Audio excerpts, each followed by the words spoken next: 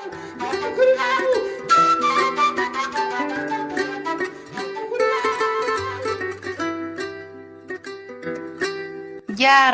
hino ɗo taarika fiima antu heɗito moƴƴa.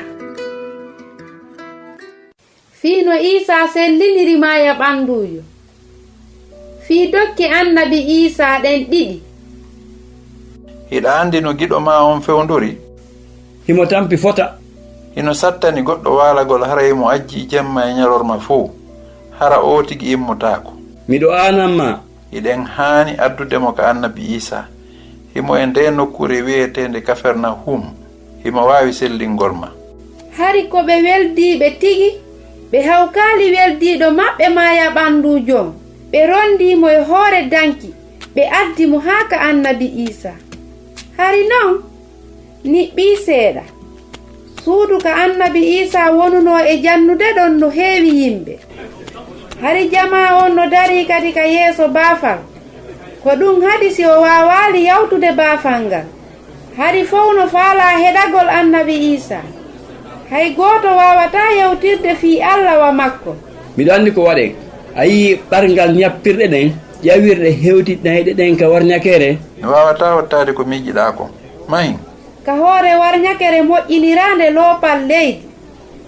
Ɓe ƴawniri doy weldiɗo mo ɓe rondi on. On sey ɓe jasi ngayka kan ka ñappandi moƴƴinirandi mbullaari leydi. Ɓe cippini weldiɗo maɓɓe wonɗon ka hoore danki haa yeeso Isa joomi on.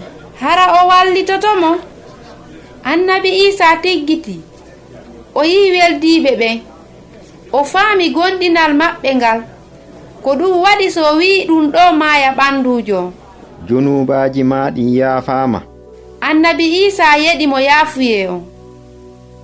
Gooto habbanoki ɗum. Woɓɓe gono miijo wonde. Ko honno yaaforta junubaji ɗin?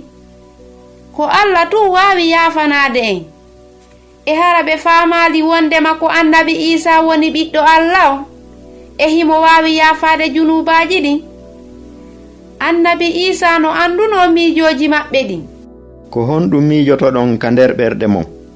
Ko honɗum ɓuri weeɓude hakkunde wi'ugol junubaji maɗi yaafama e immo ƴetta danki makin yaha? On anday joni wondema miɗo waawi waɗugol ɗiɗi kalano. On say annabi Isa wima ya ɓandujo. Immo ƴetta ɓoggi dimborɗi maɗin hootaka ma.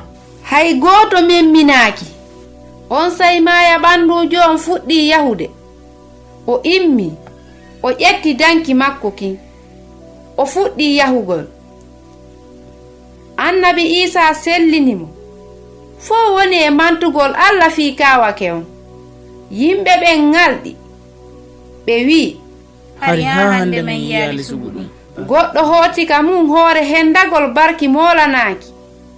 Ko dokke ɗiɗi honde woni ko annabi Isa yeɗi maya ɓandujo. Windan men jaabotoma. Hara yejjitali wonde annabi Isa no faala barkingol ma. Husainatu wonno e yewtudema. Mi weltanike ma fii ko heɗitiɗa kon. Hiɗen e saayi.